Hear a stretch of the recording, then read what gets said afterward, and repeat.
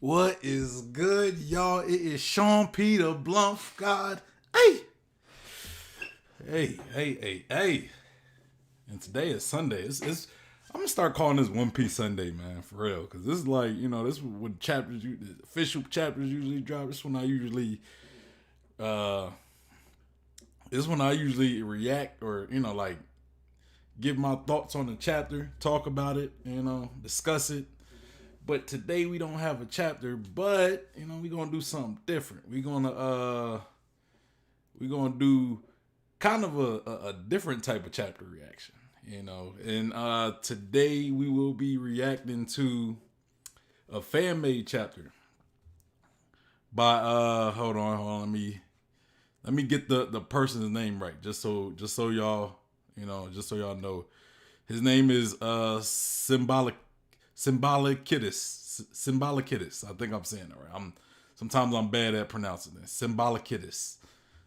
So yeah, go check his Twitter out. I'm gonna give y'all his Twitter on, like, right when I start the stream, because it's there so y'all can see how it's spelled and y'all can go check him out and everything. But in today, the chapter is called, that we're going to be reacting to, is chapter 1000, the battle between the dog and the pheasant, right? So it's pretty much a chapter about what happened, a fan made chapter about what happened with Akainu and Akiji, like that, their fight. So we're going to see it from a fan perspective of what could have possibly went down. So yeah, hold on real quick, y'all. Give me 1 second.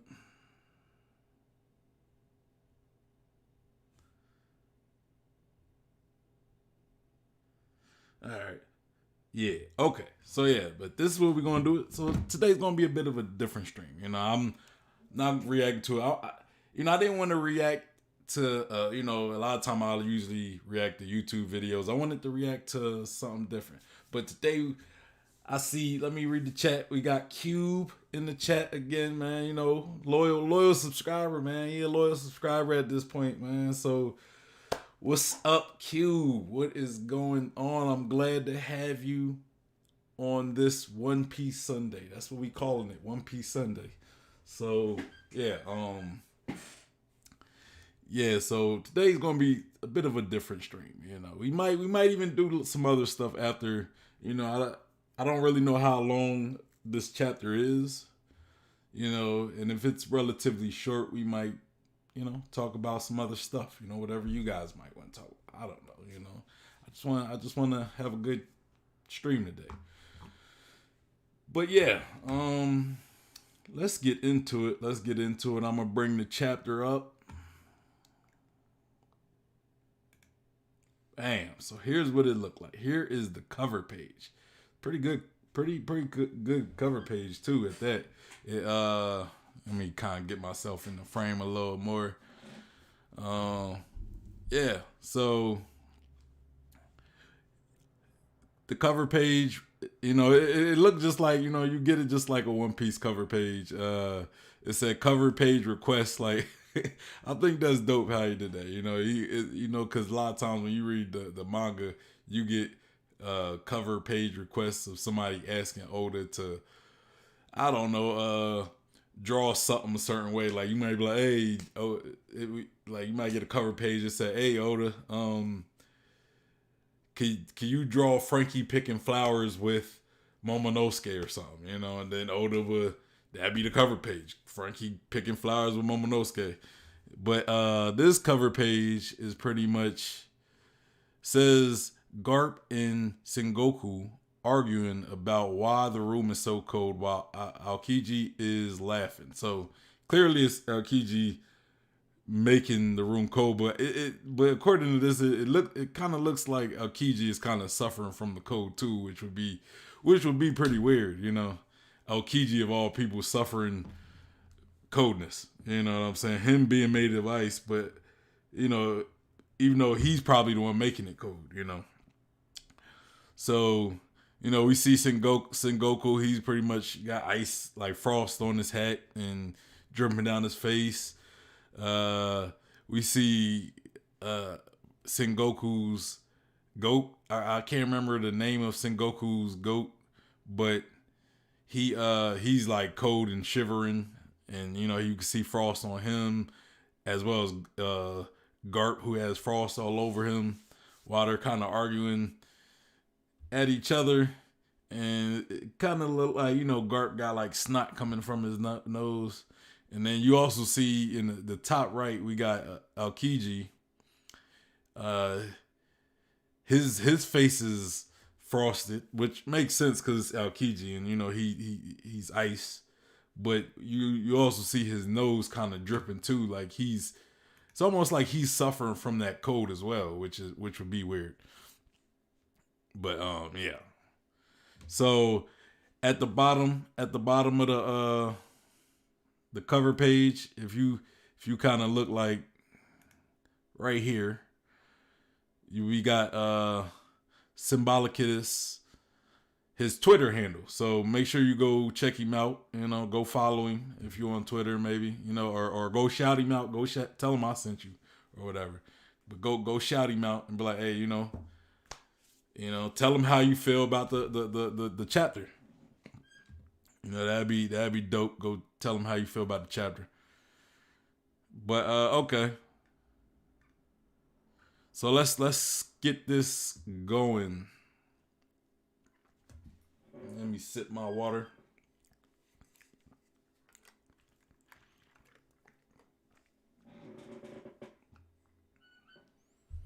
All right, so we start off at Marine headquarters. I think this is like supposed to be the new headquarters on the top of the red line. I think that's where the new headquarters is, by Mary Joa, like not that far from Mary Joa. And it says consequences of the changes. And then you get somebody yelling, hey, enemy attack. And then you see Garp pretty much flying and saying, it's not an enemy, idiot. It's me. Where's Fleet Admiral Sakazuki? You know. Or no, that's not Garp. My bad, guys. That's I don't know. It reminded me of Garp when he has that dog mask on. Like that's kind of what I was thinking. That's why I automatically thought Garp, but it's really Vice Admiral Dalmatian. Fleet Admiral is still in his office, and he stops. You know, he says, "Sir, Vice Admiral Dalmatian here with an urgent report." And I guess, you know, we only see like half of Akainu's face, and it says, cut the formalities, Dalmatian. Tell me the current situation. Then we get a full body shot of Aokiji, and it also gets us also give us one of them older boxes, right? Where it says, you know, it introduces who the character is, even though we already know it was Akainu and everything. It says Navy Headquarter Fleet Admiral, former Admiral Akainu Sakazuki. And then it says on the former warlords of the sea. The Fleet Admiral led by the young Marine Captain Kobe, who was tasked to apprehend the pirate Empress Boa Hancock.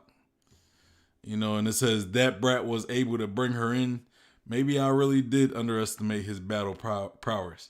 So I'm getting the idea this is probably this is, you know, current almost. You know, this is almost during this time because, you know, we discovered that Kobe is going after Boa Hancock during Wano, and this is kind of an update of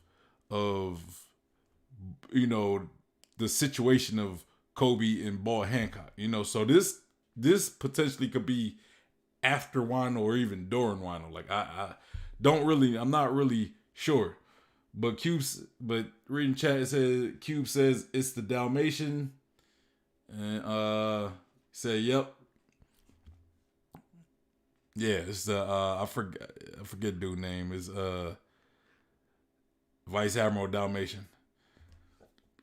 I do remember him though. You know, we've seen him a few times. I think he was there during I think he was there in his lobby, you know, during the what's it called? What they call it? The bombardment that Spandam called I forget what they call it, man.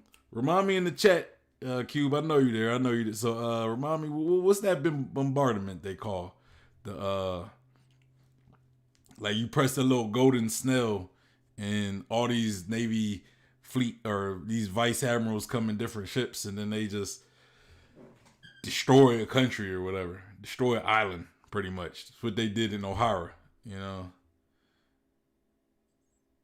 Yeah, like, but the Buster call, that's what it's called.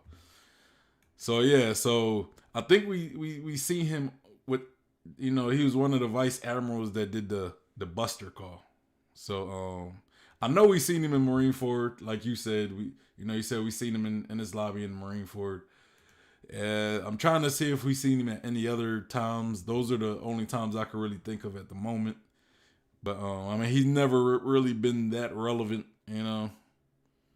Or the Bluff call. That's what we gonna call it, the Bluff call. Uh, oh man, that's funny, man. But you get it, man. I'm glad we see eye to eye, man. The Bluff call, bro. You know, we call it the Bluff. We do it for the Bluff over here, baby. Specific for you. I know where you getting at, man. That's why I said we see it here, bro. We see it here. You know, it's the Bluff call, man. You know, just like we the Bluff squad right now, bro. We the Bluff squad. That's gonna be all like the followers, the subscribers. You know, the Bluff squad, bro. We doing it for the Bluff, baby. Yeah, but I don't know if you was here yet, Q. But you know, I don't know if you was here when I introduced the artist who created this chapter. His name is let me go up a bit just so you know. It's Symolicitus. So I think I'm saying that right. Yeah, that's his Twitter handle. Go check him out, man. Go shout him out. Tell him, you know, what you think of the chapter after we done. The actual what's it called? The URL, the link to this chapter is in the description, so y'all can go follow me as I read it as well. You know, if y'all want to follow me on your own device, y'all can do that because the link is gonna be in the description box. Yeah, man, he shouted, you know, he shouted me out on Twitter for, you know, doing this. You know, he said he told me he hope I enjoy that, and you know that's what's up. You know, so he responded. So you know, I definitely want to big him up. All right, but let's continue. Going down a little bit more. It says, no, sir, his forces have completely been repelled by the Kuja. So, according to this, Kobe failed. You know, Kobe failed his mission.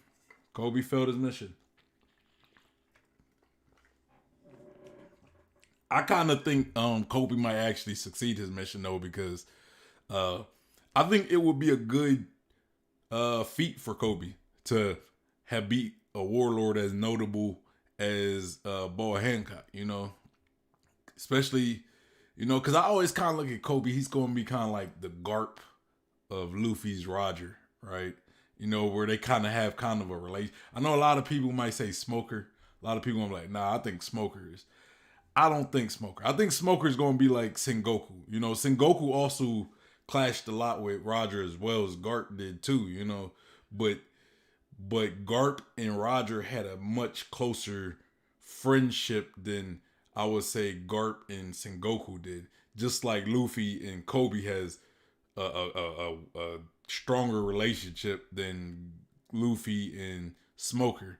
So to me, when I look at that Marine who's going to be like Garp, is like what Garp was to Roger, like that guy that Roger even entrusted with his child, I think that's going to be Kobe.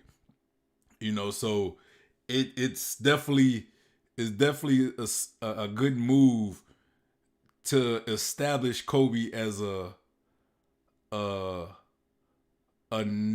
noteworthy force, right? And how do you do that? He has to defeat somebody who's noteworthy, such as Boa Hancock. You know what I mean? Uh, Cube said, "All right, um, I guess you're referring to me, shouting out the creator, that part.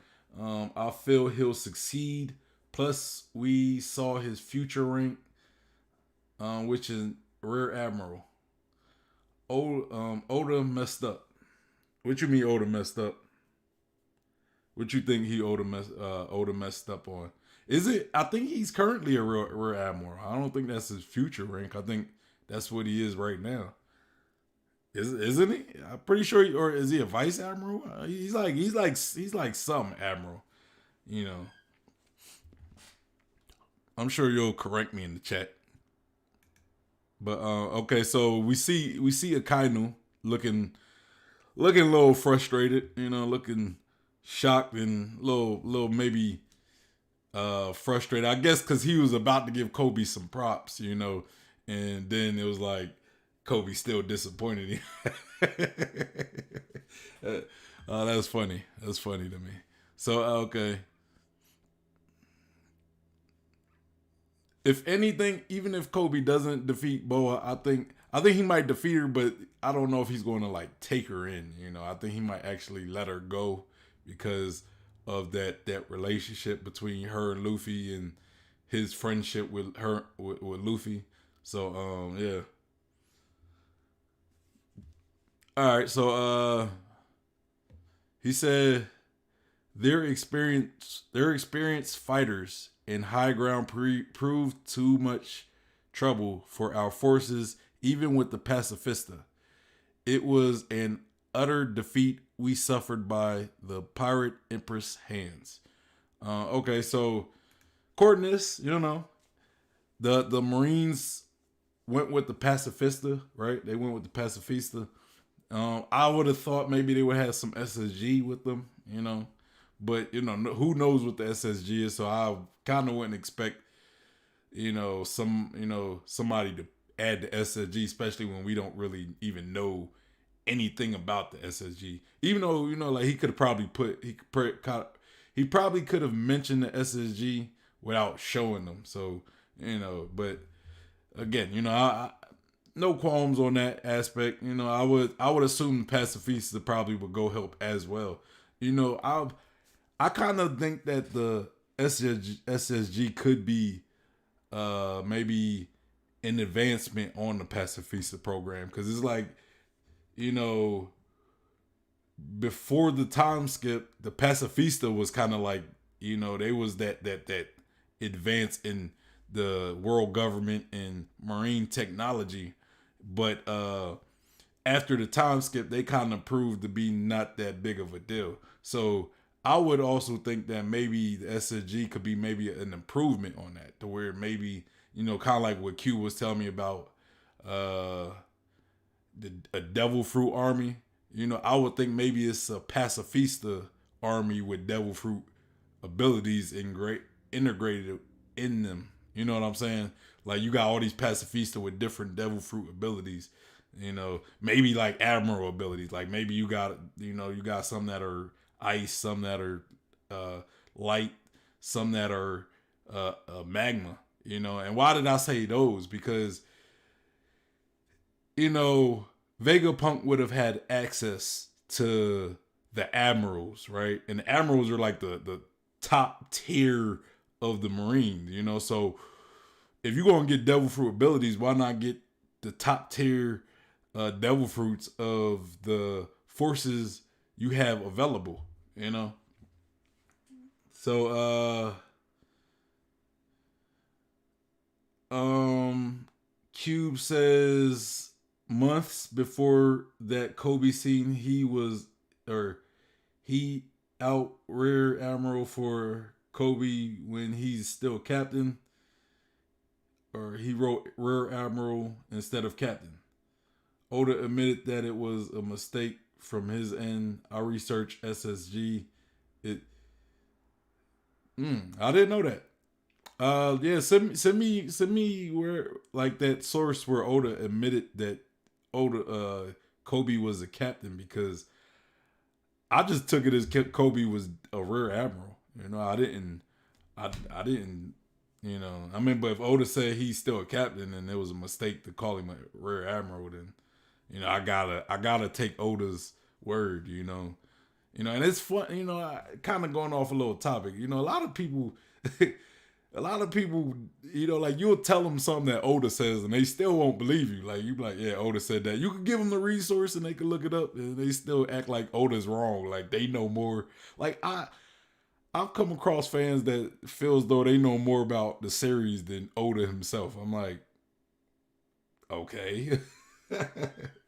Well, all right, let me continue with this chats. You said I researched SSG. Its full name is Special Science Group. It's more of a faction than a project.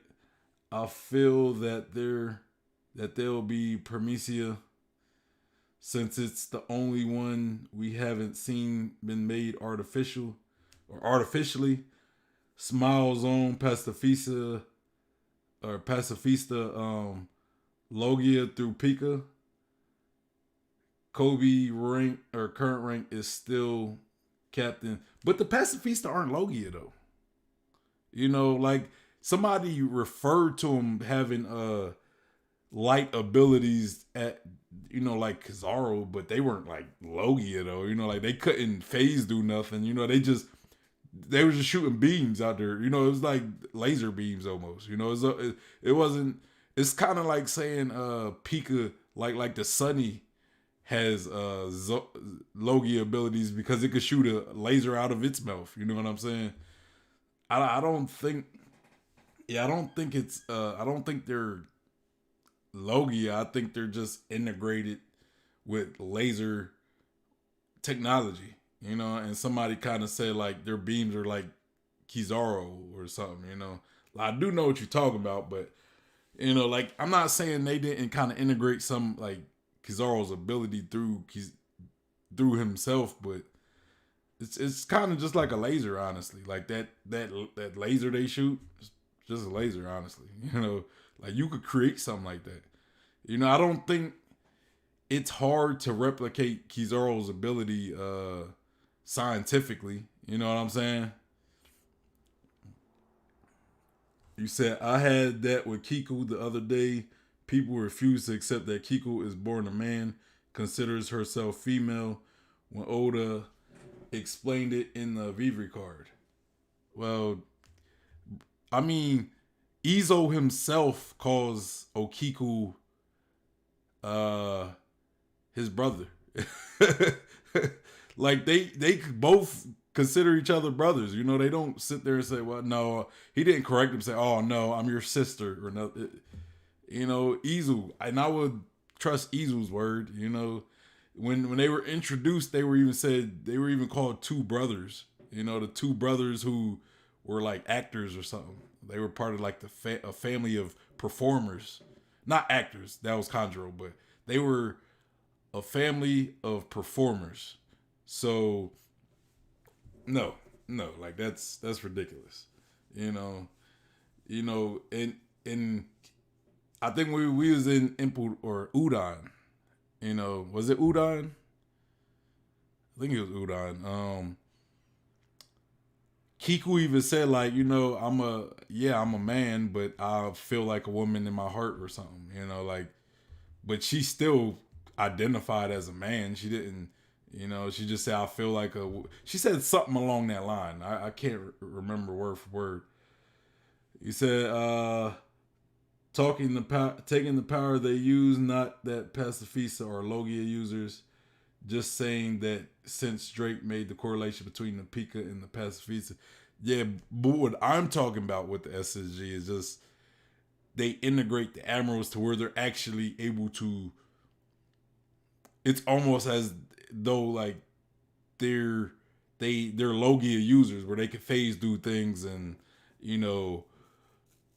use their ability to the full extent as any other Logia user. That's what I mean. It would be, that's kind of where I'm going. But let me continue with this chapter.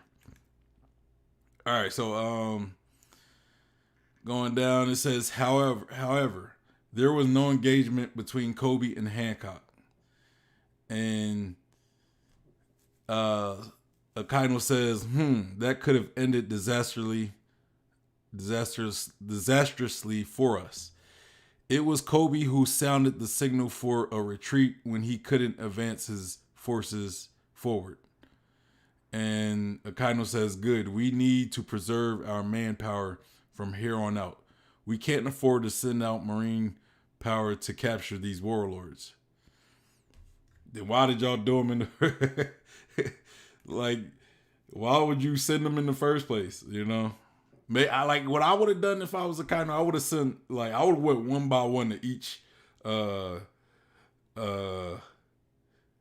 each warlord, right? I probably would have took out the strongest. I would probably went for Mihawk first, while my forces are at their best, right? Because then Mihawk probably would have cut down some of them forces, but you would have had a better chance of taking out Mihawk, and then with the rest of the forces, I would have probably continued fighting, the other ones. I probably would have went for. I'm trying to think of the warlords that's left that because we had a lot of warlords, but they all kind of the warlord system pretty people been leaving and stuff. So I would have probably went for Boa next because she has more of a army or whatever, and then I probably would have went for Weevil, and then Buggy last.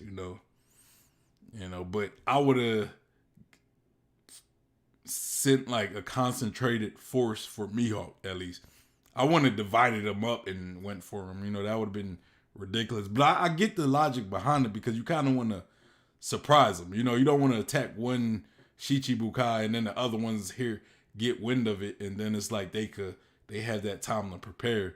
So I guess I do get it. I do get it why they would divide their forces and send them. But I probably would have went one by one personally. I think that's the route that the Marines should have taken. Because then they, at least for Mihawk, I would have gave all my forces.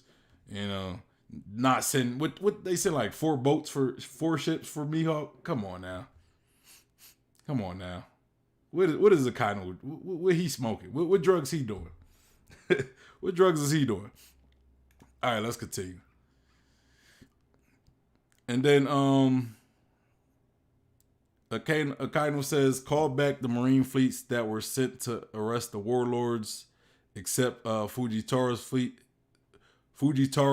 His fleet are the first ones to test out the SSG. Then we get a yes sir, Admiral is on his way to capture Weevil. Tell Vice Admiral Managuma, I think, ain't it Managuma? Mamanga. I thought it was Managuma, but I guess it's Mamanga. I'm not too sure. And then Oniguma. Oh, I'm thinking Oniguma. Okay. Oniguma and Stainless to issue a draft so we could get more men, and I give them permission to do so if anyone objects. Task Admiral Raya Kaguya to keep tabs on Blackbeard and Redhair as he is best suited for that job. Yes, sir. Have a good day, Fleet Admiral Sakazuki. Man, my nose is stuffed, so it's hard for me to pronounce things today. And then kind of look a little a little pissed a little bit. And then kind of says the world is changing. Things are unfolding so fast, never before seen situations are occurring. And then we got kind of looking out to wherever through the window. It looked like a window. Looks like a window. He said, if you were in my position, what would you have done? And then He looks and he says, Kuzan. All right, man. Things is getting juicy. Things is getting juicy. Cube said 4 ships isn't enough for Mihawk, bro. Like they wildin', bro. Like who why would you send I mean, I guess they really kind of had not they didn't have enough people, but like bro, at least in the Admiral too. Like it better have been an Admiral on that ship. Not a like at least a Vice Admiral. At least a few Vice Admirals. You know what I'm saying? You don't send just 4 normal Marines, like 4 ships of Marines, especially if there's no strong fighters on there. Like the capture Mihawk, bro. You wildin', B. You wildin'. The same guy who used to fight Shanks, you know, like the guy who Shanks came, basically made a name fighting. You know what I'm saying? Wow. It's wow. It's already bad enough you dividing your forces. All right, so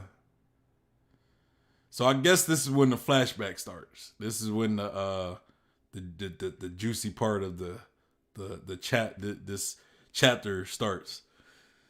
So we got the I want to say a bunch of officers, you know, high ranking officers, you know, in the middle of a meeting, kind of like when we got the bounties of all the Yonko, also Goldie Roger and Whitebeard, you know, and you know, kind of like that chapter. So we got this meeting, right? And somebody says, so Admiral Aokiji and Akainu are going to fight, huh?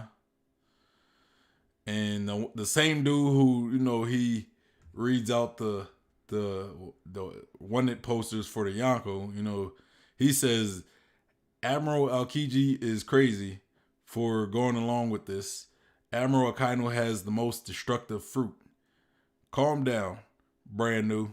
Oh, that's his name, brand new. Okay. You are an intelligence officer, so you don't know, but Aokiji is more gifted in combat. And then we get Smoker.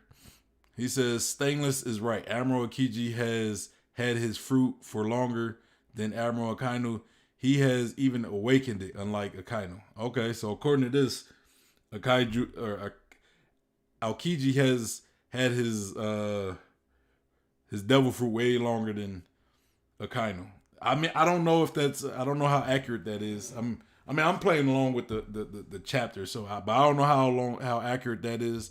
So if somebody knows, if you know Cube, let me know in the chat. But yeah, so and also according to this, Aokiji has his devil fruit awakened, which would be wild. I wonder what like ice is awake, like when he freezes a whole sea, is that an awake? Is that like him awakening, or is that him awakening? Like, is that awakening ability, or is that just him freezing the whole sea? You know what I'm saying? Like, to that level, is it awakening? You know? Because it would make sense to be able to free, like, a large portion of the sea to be more of an awakening ability. You know? But if he could just casually do it, you know, that's still pretty wild right there. That's still pretty wild. Cube says he redrew the Marine who first gave Luffy's bounty. The guy with the sunglasses. Nice. You mean brand new? Yeah, I think you're talking about brand new. And then he says, Lamo Smokers, they're so random. I mean, Smoker is kind of a, you know, Smoker's like Vice Admiral at this point. So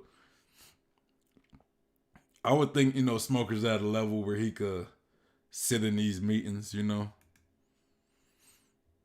So Smoker says Stainless is right.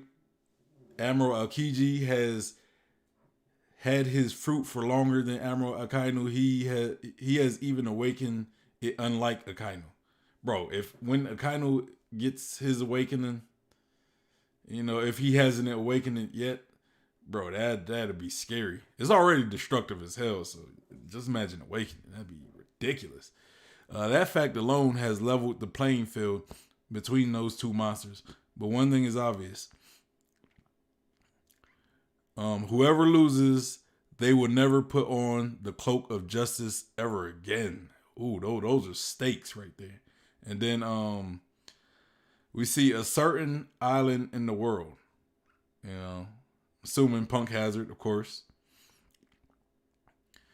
And then it says, set sail, men. Vice Admiral Mamanga. The admirals informed us that we should stay at least a couple of miles away from Punk Hazard. Vice Admiral Mamanga. No, we should stay more than a couple of miles away from the island. Their powers will greatly affect the island itself and the surroundings. Like, you gotta go to a whole different island, bro.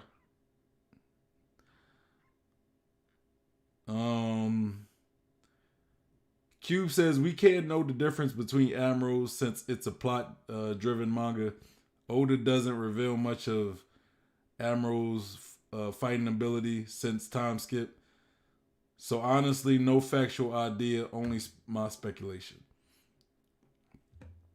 Yeah, I still think Kizaru's the strongest of the original three. And I don't want to hear nobody give me that crap about, oh well, Suzaku is the fleet admiral and Kizaru didn't go fight. Well, I mean, those were the two that opted to be, those were the two that wanted to be fleet admiral. I mean, Akiji didn't want to be fleet admiral. He just didn't want Akainu being fleet admiral. You know what I'm saying? Where Akainu, he wanted to be fleet admiral. Kizaru was more of a lazy type of guy. He just like, hey man, I'm just rolling with the punches. So again, position doesn't always dictate strength. Position doesn't dictate strength because Vice Admiral Garp could have been fleet admiral. If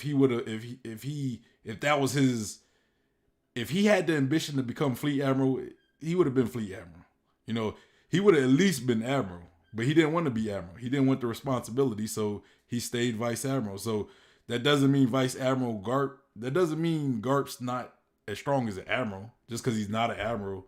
So, but I personally think he's always stronger than the other two admirals. Personally, he had the easiest time when he confronted Whitebeard. He didn't get one scratch on him fighting Whitebeard. He was trolling Whitebeard if anything. But you said I think Akainu could be superior just for his devil fruit since we don't know how their haki is, and Kizaru being maybe better. Like you're now talking about Kizaru impeccable tuning or timing. I mean, we talking about admirals here. We right now we talking to two admirals, so why not talk about the third admiral that was among them? I mean, I still think he's better. So I'm just saying. I'm just saying, bro. Like light, bro. Like I'm saying, if Oda really lets, if because Oda, from what we know, Oda probably had to nerf Kizaru. Because if Kizaru really had the full ability of light, bro, the dude could go around in the world in a second, less than a second. So I mean, really, who's touching him? You could have the best observation haki. You could see into the future 30 minutes, and you probably still wouldn't be able to stop Kizaru from. You still wouldn't be able to react fast enough to stop Kizaru. If Oda was to use let Kizaru use his ability to the max. You know what I'm saying? But I think Oda might have just had to nerf Kizaru, And he kind of did, because if you know Kizaru, he talks slow.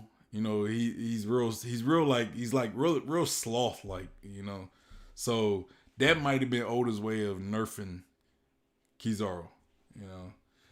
And you said from me, Vice Admiral and Admirals aren't that different. It's mostly politics for me. Body Body No Me might be a good counter to Kizaru. You talking about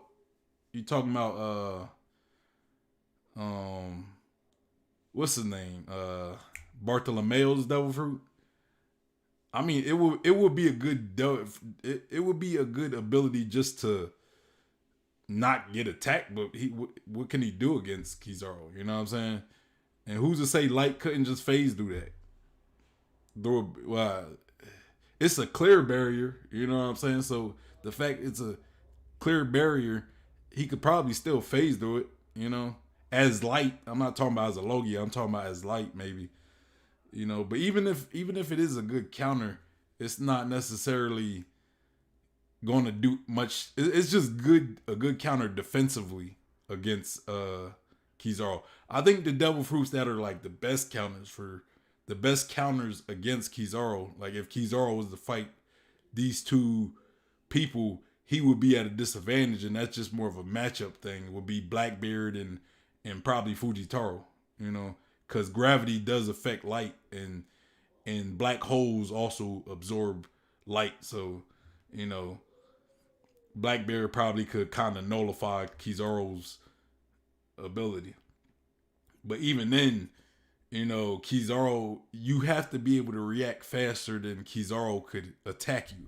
So, you know, it's like when I talk about Flash, right? Like if you're familiar with DC, like the Flash, you know, like when people move, it's like they're moving in slow motion. So if you was like you see Bartolomeo, he has to do this, right?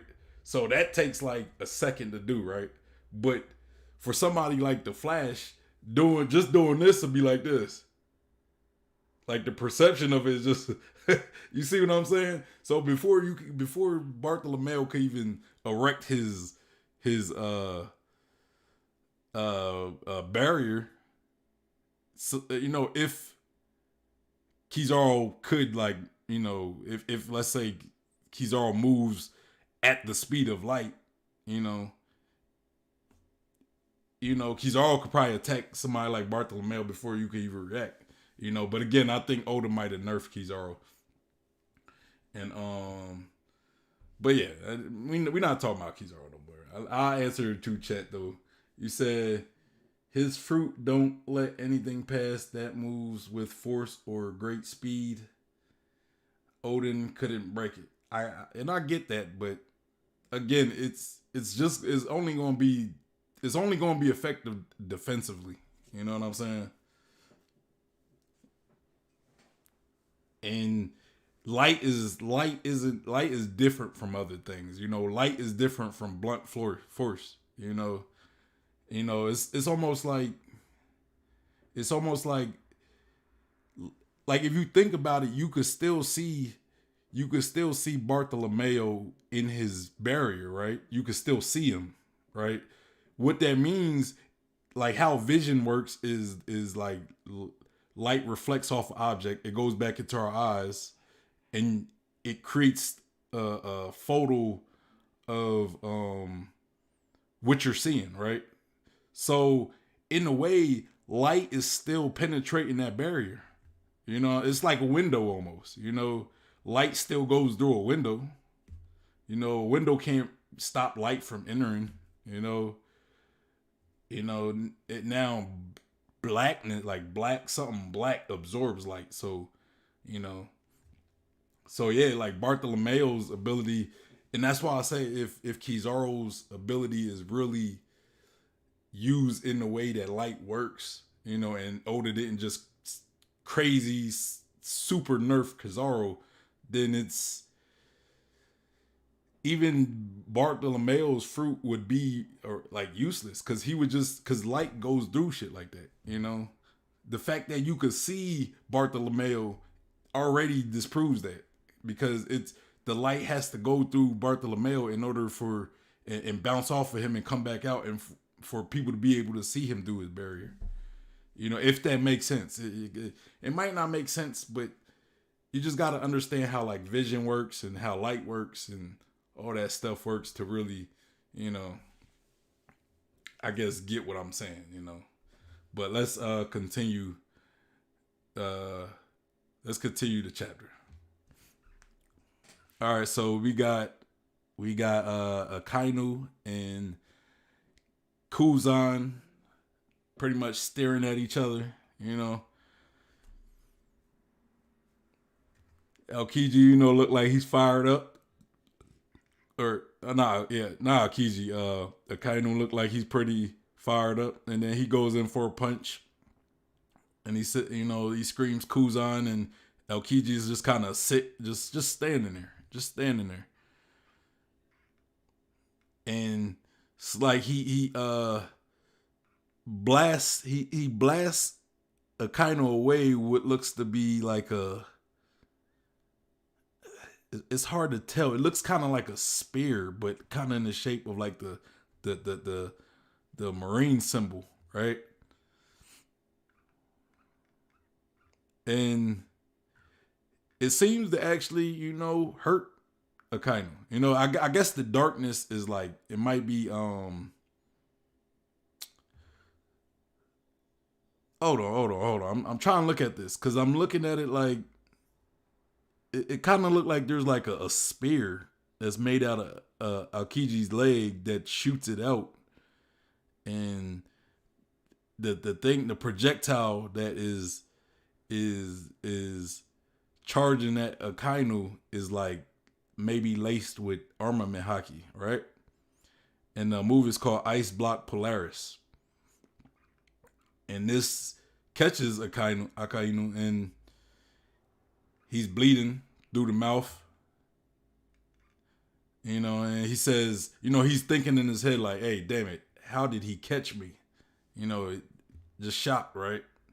But then the next thing we see, he didn't even, next thing he said, he didn't, he's not bleeding anymore.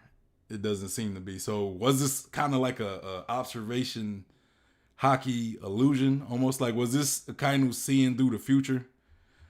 So we see,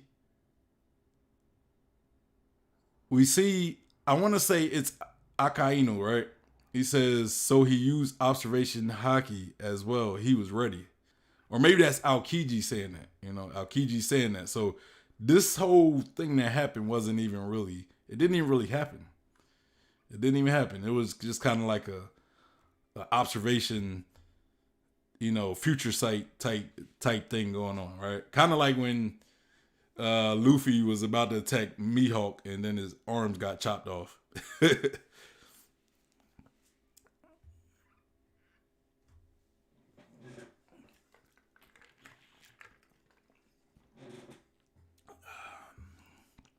All right, and then we get Akainu. He says, this is going to be a long fight. And then we get the older boxes. It says, and Akainu was right. The clash between the admirals lasted a staggering 10 days. However, for the very first day, both of them engaged at all, or didn't engage at all. They used their observation haki to find out the best way to attack, and the first one to do so was all right. So that's kind of dope. I like that type of idea. Like I think Oda, like if Oda does some stuff like that in the fight, that would be pretty dope. I'm trying to think where I seen something like that done, where it was like they was fighting and they didn't even really like start fighting yet. It was more of like a mental warfare where they were just fighting in each other. It might have been something like Kagan Omega or Baki or something. I think it might have been like a show like that.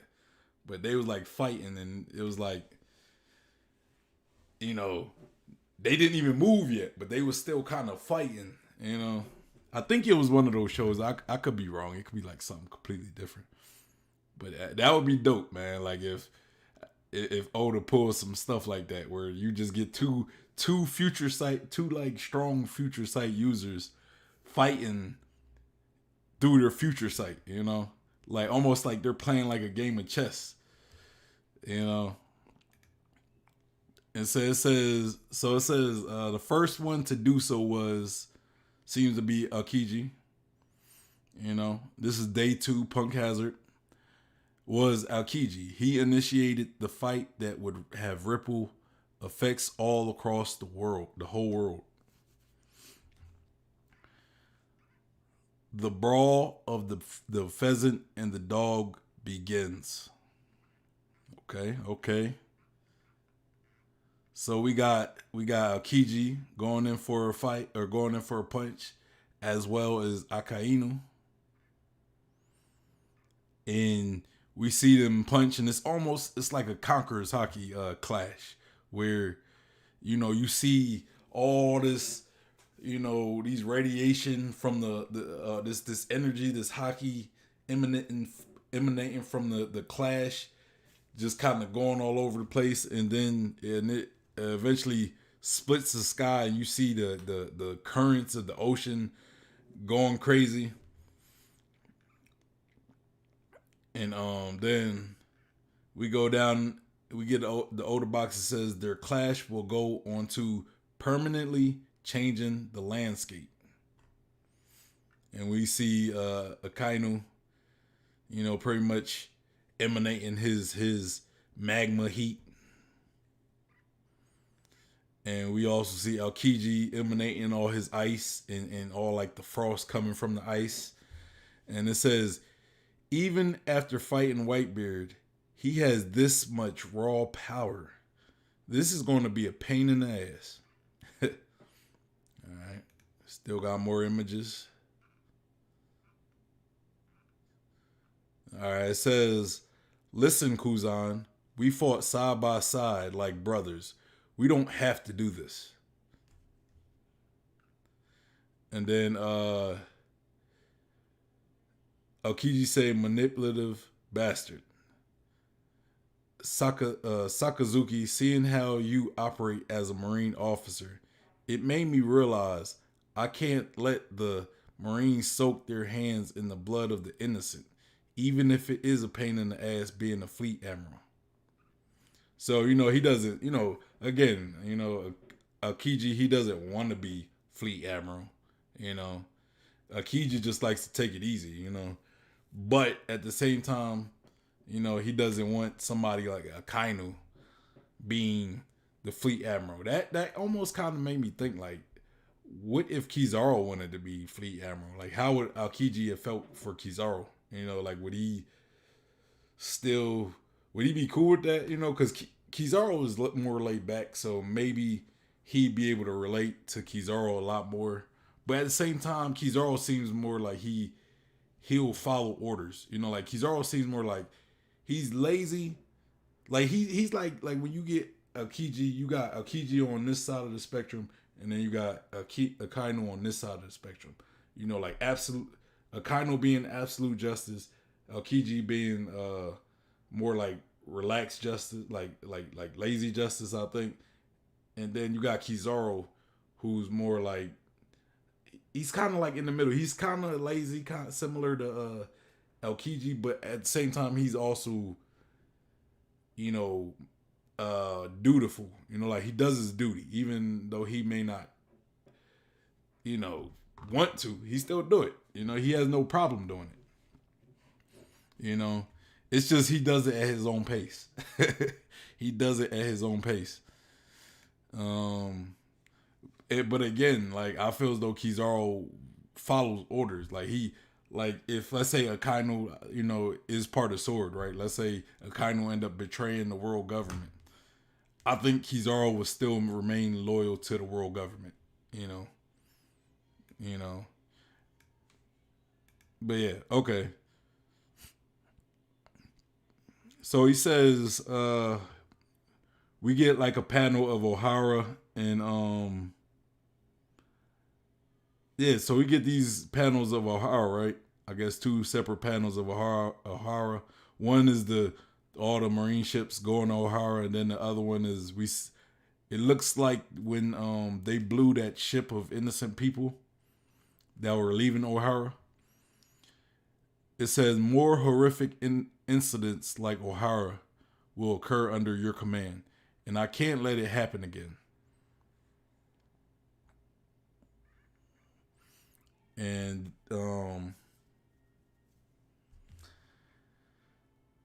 then we see Kuzan with an ice block pheasant range, and what it looked like, he's kind of like spawning all these like ice birds out of his body, that are just kind of flying.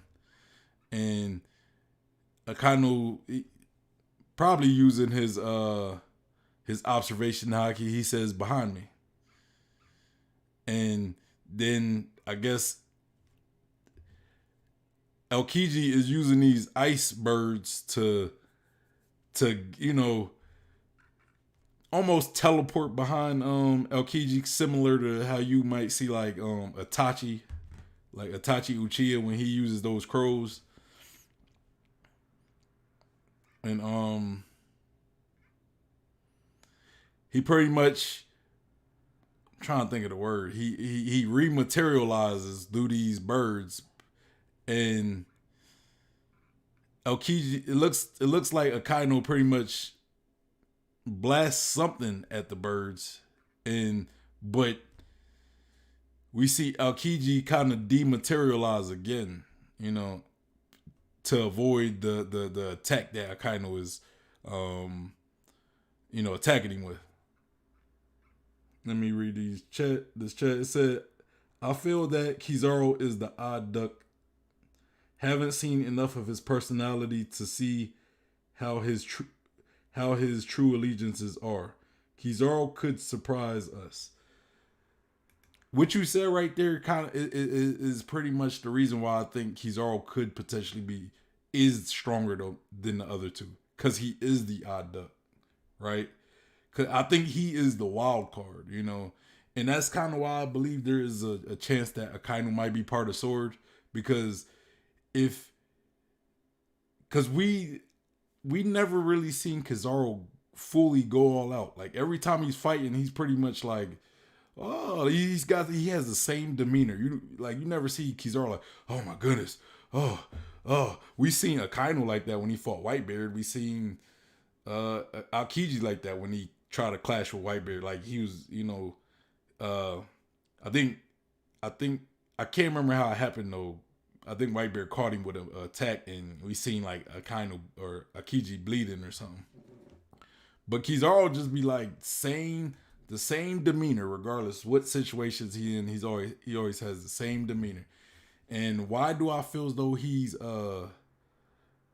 dutiful and he's somebody who follows orders? Because we have seen a lot of his personality.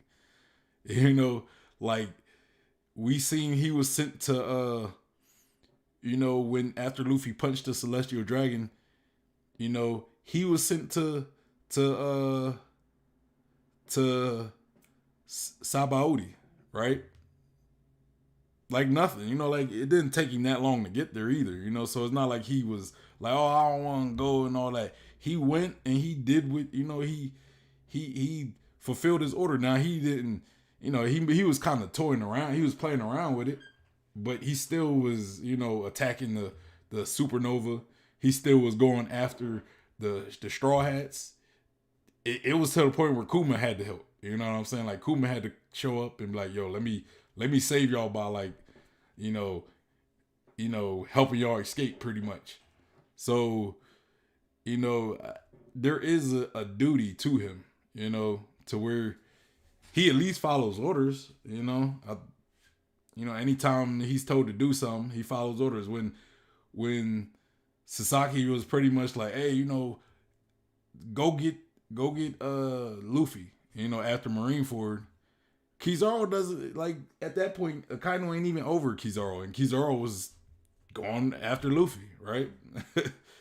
And Ben Backman showed up, and people was like, a lot of people like to use this as a knock against Kizaru, but they like, Ben Backman was like, hey, freeze Kizaru, and then Kizaru was like, oh, Ben Backman, oh, scary, and then right after, he went straight to continue what he was doing, which was going after Luffy,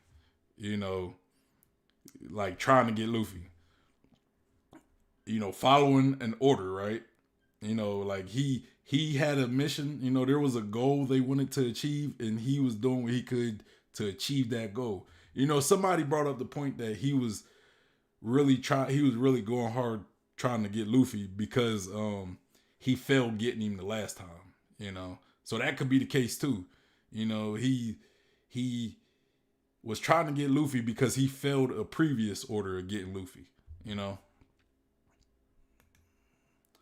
So all right, so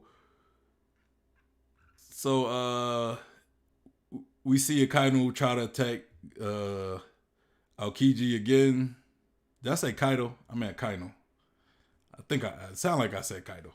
But we see Akainu try to attack Aokiji again, but he dematerialized using those birds, and again he goes like rematerializes behind Akainu. We see Akainu thinking like he became pheasants. And he goes for a kick.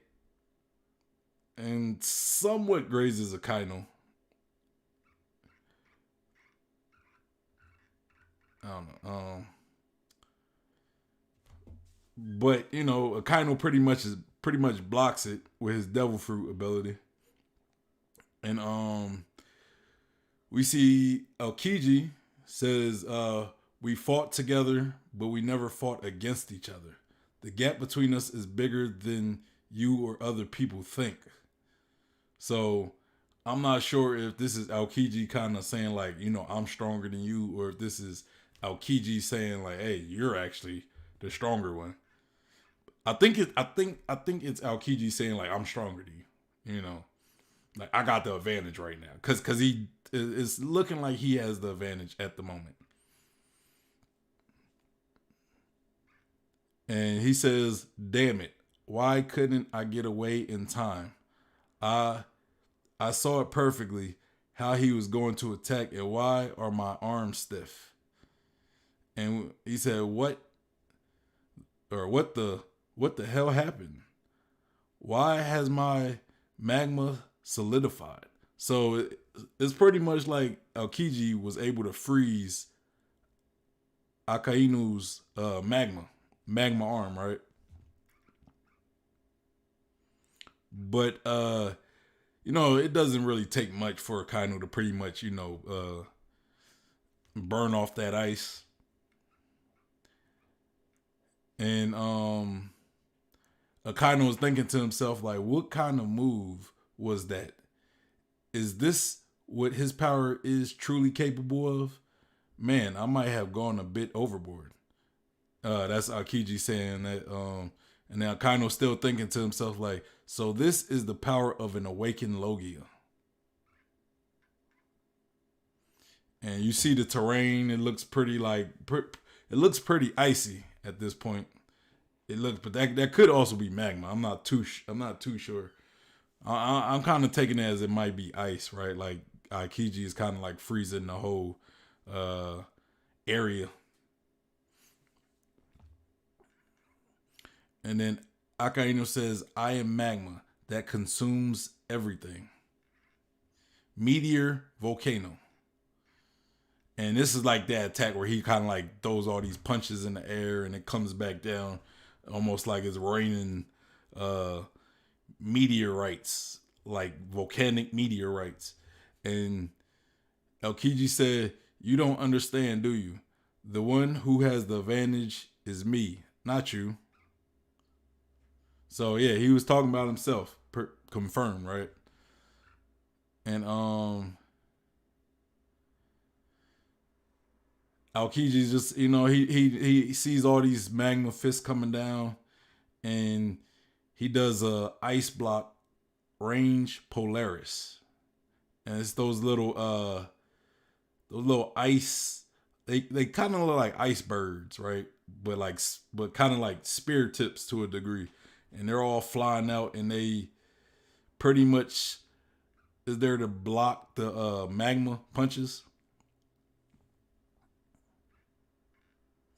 And Aokiji says, I really didn't expect this volume of attacks so so E, and then it stops, and we see Akaino looks like he's going in for an attack on Aokiji, and it looks like he manages to actually successfully uh, connect on Aokiji this time. So I'm assuming Akaino used those magma fists as kind of a distraction against, like, they were like distractions. Like that's why Aokiji was like, oh man, the volume of this attack, I never knew it could be this.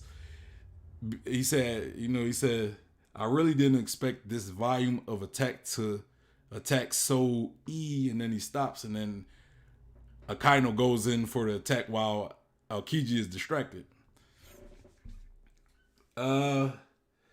We got Symbolic in the chat. Hey, welcome to the chat, brother. I'm glad you're able to stop by and say something.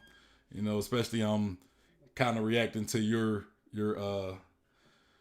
chapter. So welcome to chat. You said, hope you enjoyed the chapter. Made this like a yearish ago, and there are some things I'm a bit iffy about the decision I made, but it was fun working on.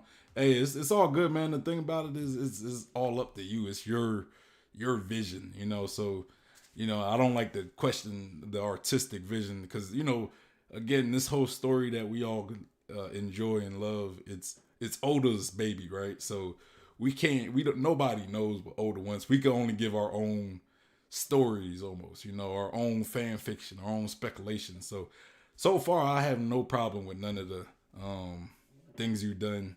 There was some questions I had, like,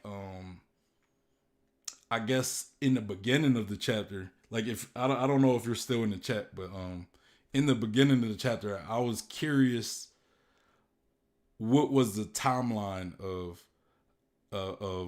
when they was talking about Kobe failing with to apprehend Boa. Like, is that during Wano, or is that like supposed to be after Wano? Like, I guess it's during Wano. Now that I think about it, I guess it because this is chapter 1000, so this would have been during Wano. I didn't even think of that. So yeah, you don't have to answer that. It's kind of a dumb question now I think about it. Cube said it's great. Love the dialogues. Yeah, I agree. I definitely agree. I'm enjoying it so far. It's a lot going on though. So especially like when even during like the normal chapters, when like the fighting chapters, sometimes there's be so much that's going on. It's hard to tell what's going on. So like fighting chapters always it's always a little tough for me for the. Like sometimes I have to reread the chapter to really get what's going on with the fighting, because it's like so much going on, and sometimes I'm like, yo, who said that? Who's doing this attack? But yeah, I'm glad that you could make it. Like I said, I told everybody in the chat that to go check you out, go follow you on Twitter. If you want to leave your Twitter handle and any other information of where people could find your work in the chat, please feel free to do so. You're welcome to shout. You're welcome to plug any of your stuff in the chat. And or the comment to the stream after it's over, so it stays there. But you said, when I made this, I think it was during Wano, like straight kind of after Reverie, when the warlord system got abolished, and it's just what I thought would happen. No, I get it. I was kind of dumb right there, because it is chapter 1000, so this would have been after 999 or something, So this would have probably been during the fight between.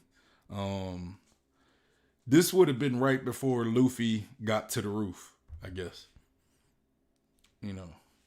Or that's what I'm assuming. But yeah, again, like if you want, feel free to plug any social media. I don't know if you have a YouTube, but if you have a YouTube, shout your YouTube, Instagram. website. I don't care, feel free to do so.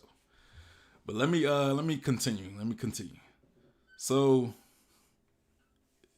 what it looked like that Akainu actually finally landed an attack on Kuzan. He said, my, it's getting messy, isn't it? Then he sighs. He says, well, a fight against an admiral wasn't going to be easy. And then we get an Oda box, and it says,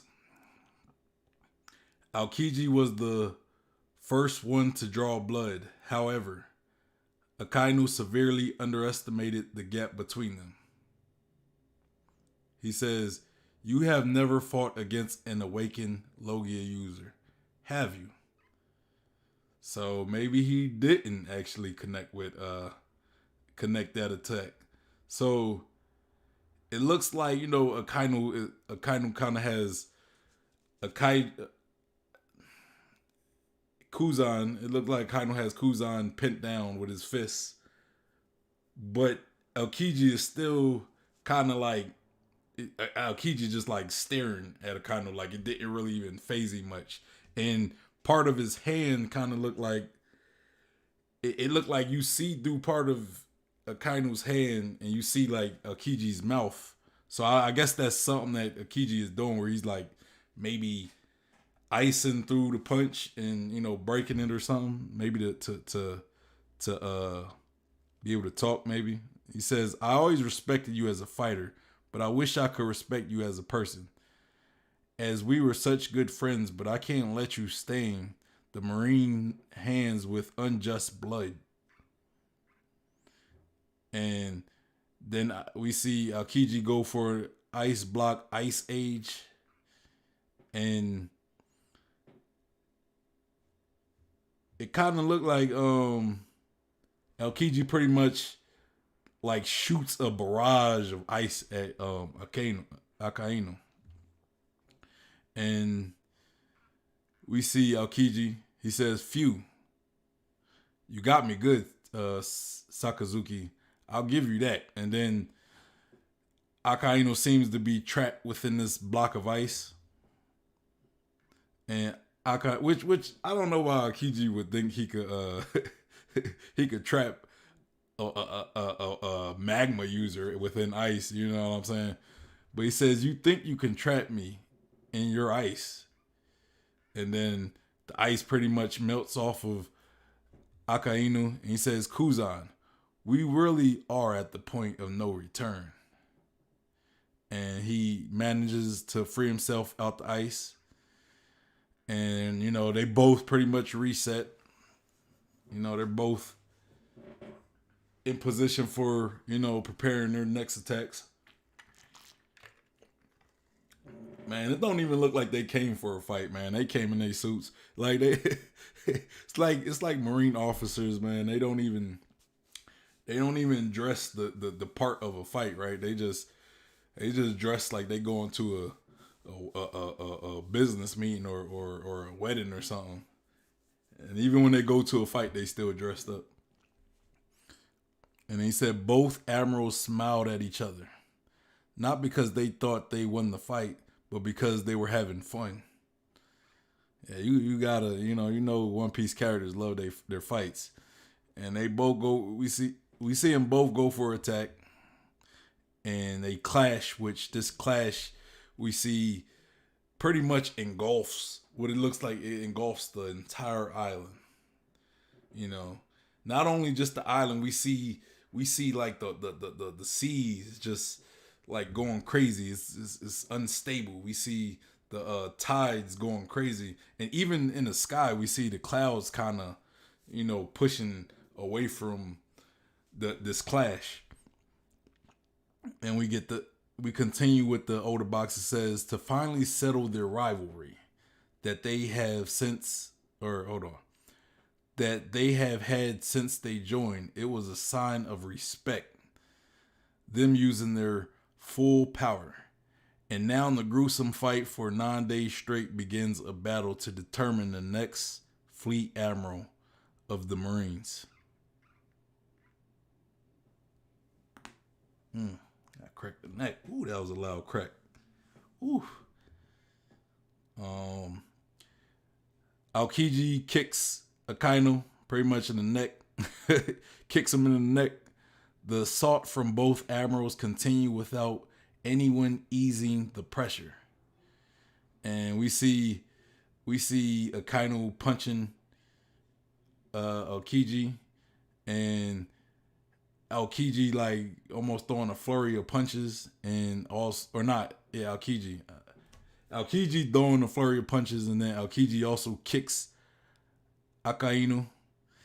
And then it says day 4, it continues. Both of them start to use their fruit, slowly wearing each other and themselves down with the sheer power each of them release. Day 6, they tap into every move they have learned, every fight they have had to bring themselves to the top. And Akainu kind of look like he punches Aokiji, similar to how Whitebeard punched him in the in Marineford when after Whitebeard killed, or after Akainu killed Ace and Whitebeard was pissed. Cube says swag before anything else, right? Like you can't go into a fight looking like a bum, bro. you gotta have that swag, bro. That should be the Marine model, right? Swag over everything. Swag over everything. He said there are characters who fight 9 days straight without eating, and there's Luffy who eats 5 times a day. Bruh. And that's like right there, man. Like the fact if Luffy beats Kaido within a day, man, like I don't know. I'm not gonna get in that. That's not even part of the stream, right? So Aokiji say the look in his eyes, he's gone mad. And you see Akainu like huffing, right? And then we see Aokiji attack Akainu with an ice block dragon. And it's like an ice dragon pretty much going in for the attack. And Aokiji is pretty much sending that attack Akainu's way. The dragon looked like it's going in for a full course meal. And then he said, I need to stop this attack. No matter what, otherwise, this could possibly kill me. So yeah, Akaino's aware of the dangers that this attack poses. And looks like he's going in for he's making a fist, and he punches. It looked that he punches the ground, right, causing magma to come through the ground. And he said magma eruption wall. So he pretty much creates a wall to stop this dragon, you know. Then he says, "You really though, huh?" And then I think that Akainu saying that. He says how, or maybe that's Aokiji saying how. Like how did he stop that? And then he hits him with an Ice Polaris Rush. Aokiji seems like he caught Akainu like with an uppercut, looks like, and then he's going in for like a left hook, punches Akainu right in the face. And I don't know if that's like him punching him in the stomach, but now now we see Aokiji kind of stepping on Akainu's stomach, right? And Aokiji at this point looked like he kind of like, it looked like he won. Now we know that's not the case, but it looked like he thinks he won because he kind of got like a very contempt face, not like he's on alert because he's still in the middle of a fight, but he just got like this contempt face, like I did what needed to be done, right? And he said it was the end of the 9th day of the clash between Aokiji and Akainu.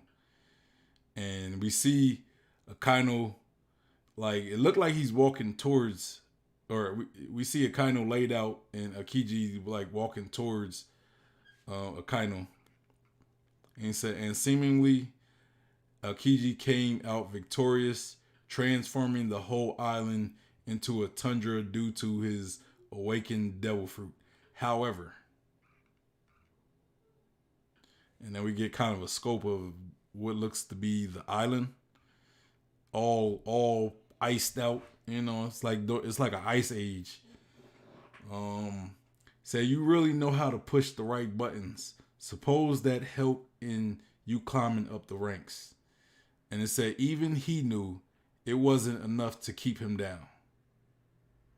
He said, you did that to Whitebeard, and you did that to Fire Fist Ace.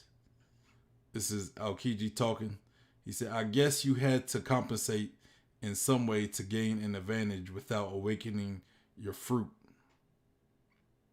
And we see Akainu getting up.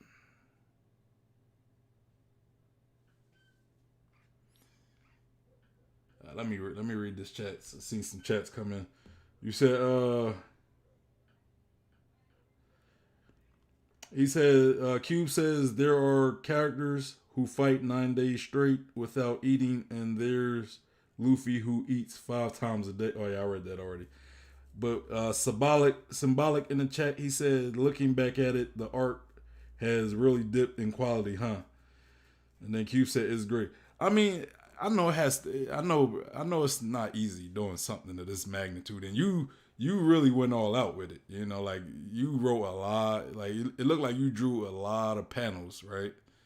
And so you know, I know it had to be tough, man. I know it had to be tough. I'm not complaining about it though. I'm not complaining about it. I still think you did a great job. You know, I know something like this, something of this magnitude that you did, bro. That had to be tough. Like just drawing the whole fight, bro. Like especially all the movement and everything like that. I know that's not easy. And you did a lot of fighting. you did like a lot of like a lot of action panels. So I know it had to be difficult, you know. But we got Akainu. His suit is ripped. Says I feel different. Guess even that wasn't enough to keep you down, huh? So I'm assuming that Akainu's about to awaken his devil fruit ability. So he kind of could think now I can't even say his name. He could thank Kuzan for helping him awaken his abilities. Like that's where it looked like it's going. He said, guess even that wasn't enough to keep you down, huh? He said, how about you just stay down, make my job easier, Sakazuki. And it looks like Kuzan's going in for another attack. You know, like he's like charging in for another attack. And he does, and Akainu is like a little shocked or surprised more so. But Akainu goes in for his own attack. Looks almost like he's trying to kick Akiji. And then next we see them both kind of like staring at each other. Sorry, y'all. My mouth is dry.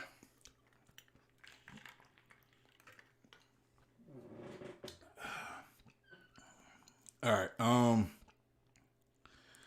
And then while he's still rushing, you know, Aokiji is kind of thinking to himself, like, has he awakened? And then Akainu goes in for like a kick where he actually connects with a magma eruption axe. And he pretty much kicks Akainu into the ground. And he said, I don't feel cold anymore.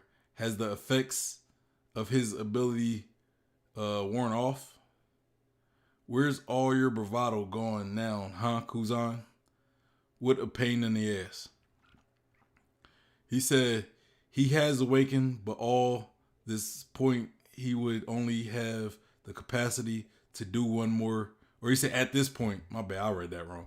But at this point, he will only have the capacity to do one more attack. And then Aokiji gets up, and we see like Aokiji with like these flaming eyes, and he's like breathing out this frost. I guess I think that's what you call it when you breathe, and it's not smoke, but it's like frost, I guess. He says, "Sakazuki, you crafty bastard." And now we see the two of them standing face to face with their, we see magma pretty much radiating from Akainu, and we see ice and frost pretty much radiating from Aokiji. And he says, and Aokiji was right. Akainu had awakened his fruit. This was not only because of the extreme use of his fruit over the past 9 days, but also fighting to the death in extreme conditions, pushing his body to the limit. He was also right about the fact that Akainu only had one more attack. This attack determines the future of the Marines, and like the start of the fight, Aokiji moved first. And then we see Aokiji going in for attack, screaming, "Sakazuki!" And then Akainu going in for attack, screaming, "Kuzan!"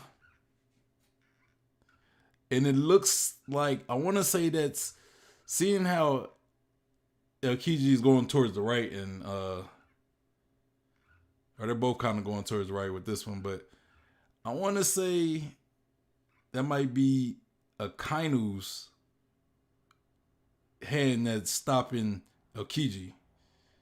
But either way, one of them stopped the other punch and the clash, and then this is when we see it, almost kind of that look that we get from Ace and Blackbeard, where you get the two opposing elements clashing with each other almost equally, like at equal force, which pretty much changes the whole terrain of Punk Hazard, And it says the final clash separated Punk Hazard into two halves, an Arctic tundra and a volcanic wasteland. So with this clash, this was the clash that pretty much, turned Punk Hazard into one half like a fiery hell, and the other one icy tundra, right? And then one of them is coughing, and we see Aokiji, we see like kind of Aokiji's smoke clearing, and he's huffing, and it says, "I'm still alive. That collision wasn't enough to kill both of us. Or it was enough to kill both of us. I lost my balance when I clashed with him, and lost my leg. Shit, it hurts." And then we kind of see off in the distance like a very, like, all this smoke emanating, while we see Aokiji kind of watching it. Like, Aokiji's watching it, and Sasaki is standing there victorious. And, I say victorious because it looks like he's the one standing. Like, he's the one standing while Aokiji's on his butt, right? And he said, "Damn, my eyesight, but he's definitely up. How can he still fight? His durability is uncanny. Well, I'm kind of a prodigy myself, but it looks like Aokiji's like vision is almost like blackening out. Like he's passing out. And then it says he collapsed. So Akainu also collapses as well. So yeah, that's pretty much the end. It says, I can't really say, it says One Piece, kind of like the ending. One Piece. I don't know if that says like we're going on a break, but you know how Oda likes to send us on a break on those. That's what you should have done. Symbolic, that's what you should have done. You should have put like going on break, uh, going on 2 week break or something. That would have been funny. That would have been funny.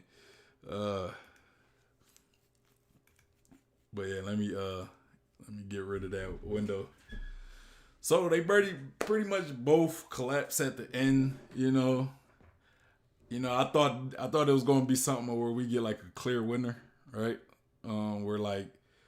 Where Akiji acknowledged that he lost, or Akainu kind of acknowledged that he won. But they both seem like they passed out at the end though, because even though I say Akini, even though Akainu falls, I think Akiji probably, because Akiji looked like he was blacking out as well, while he was on his butt. But it was kind of similar to that Katakuri and Luffy moment, right? So maybe Akainu was the first to get up after that. Maybe that's what happens in the next chapter. That Akainu was the first to get up. But yeah, I really enjoyed it. And I know the symbolic talks about the quality. The quality doesn't. That didn't really stop my enjoyment of the fight. I get that that had to be a hard thing to do to have like a whole action chapter, like all action chapter, and all those panels you had. Like I'm trying to count these. It's like 1, like 2, 3, 4, 5, 6, 7, 8, 9, 10, 11. Bro, like this chapter is longer than like a lot of normal chapters, right? So that had to be tough. That definitely had to be tough to make all those panels. So I get that it was it's probably taxing on you to do all that. It had to be taxing, but I enjoyed the fight though. At the end of the day, I did enjoy it. Like the artwork kind of remind me. It did remind me a little less of One Piece, but it reminded me more of like Mob Psycho, and that's not like an insult at that. That's not really, because I really enjoyed Mob Psycho. I like the unique art style of it, so I don't think it was a bad. It was different. It was different than like it was in the beginning. Like in the beginning, I would say the art style was a lot closer to One Piece, but I think as the fight kind of like went on, to me, it kind of reminded me more like Mob Psycho, But Symbolic said, "Thanks for reading the chapter. It means so much. Honestly, never thought I would see this chapter resurface again." Hey man, hey, thank you for making it. Thank you for making it. Like I said, I know I had to. It put a lot of work, and it gave me something to make. Honestly, like I didn't know what the. I wanted to do a stream today, and I was like, man, I don't know what the do, because usually on Sundays I do these chapter reviews. I do chapter reviews on Sundays, but I was like, I wanted to do something different. I wanted to react to a fanfic chapter. Like I think I read 1 or 2 before, but you know, I found yours and I was like, I'm gonna do this one because it's Aokiji versus Akainu. And I enjoyed it though. I really did enjoy it, and I'm glad you came. I'm glad you came by and actually interacted and stuck around this whole stream, because I know this was what this stream is like 1 hour and 40 minutes, and you stuck around and interact. That means a lot to me that you're cool with me doing this, and you came by and talk to us. He said, yeah, it was backbreaking. I got lucky because I had school off because of lockdown. Hey man, that took a lot of work, man. Like I'm not gonna, I don't want to like, I'm not gonna sit here and like tear down what you put a lot of effort on, and I'm not gonna tear it down because I enjoyed it as well. I enjoyed it as well, and I really appreciate the work and time you put into it. But yeah, thank you for coming by as well. I really do appreciate you. And again, if you want to put like any information where people can find you, you could put that here in the chat, but you could also maybe after the stream is over, you could put it in the comment section, or you could DM me on Twitter and I could put it in the comment section so people could find anything you want me to tell them to put in it. Whatever route you want to go, let me know. But you said, yeah, I had to laugh my ass off. Have uni tomorrow, but we move. Again, thanks for reacting to it. He said, and Cube said, I'll be checking it out. Got your Twitter. So I'm pretty much on Twitter. Gave his Twitter handle. So yeah, anybody who is watching this stream, make sure you go check him out. I'm gonna also put his Twitter handle in the description box so you guys can find him as well. But if again, Symbolic, if you want to, go back in the comments, you could do that as well. Like you could comment on this video, like, hey, find me. Like I made this chapter, so find me.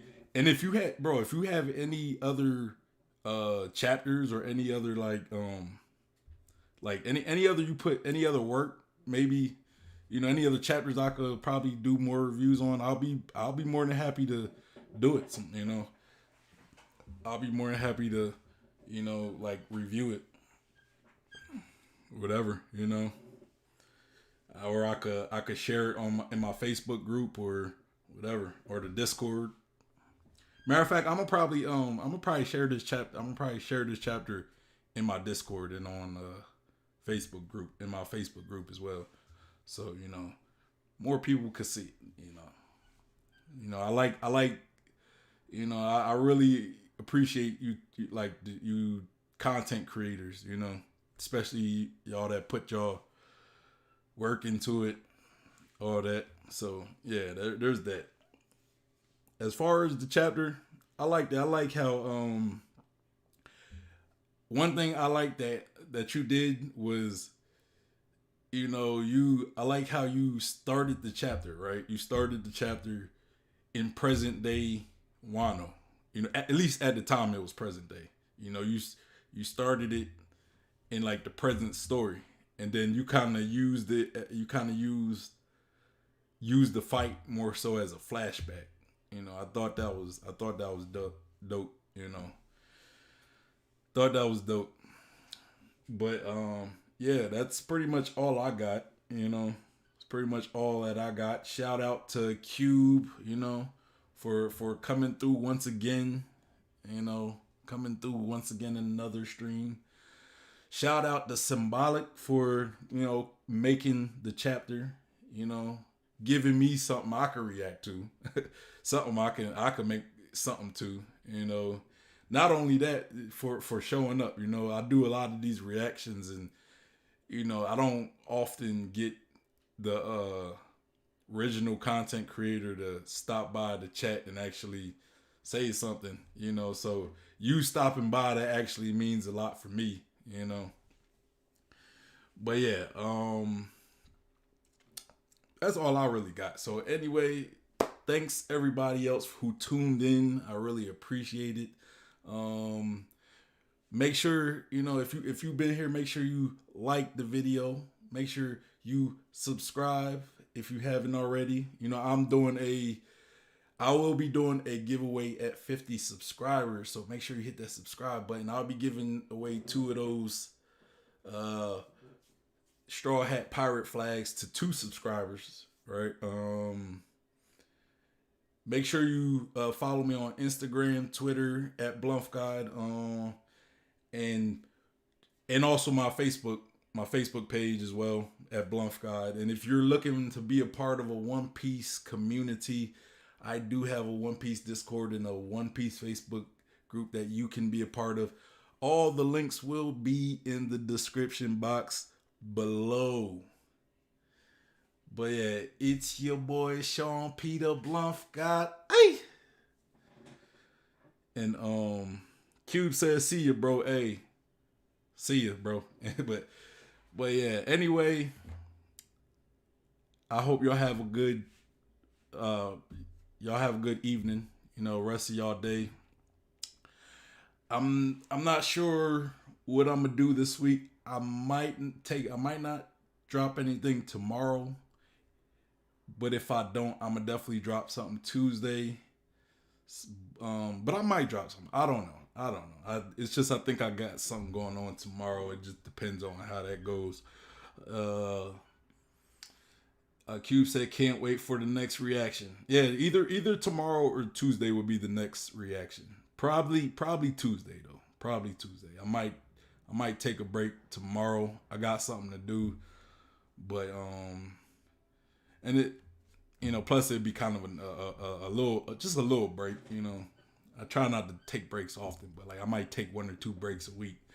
Um, but yeah. Anyway, y'all have a good rest of y'all Sunday. I'm out. Peace.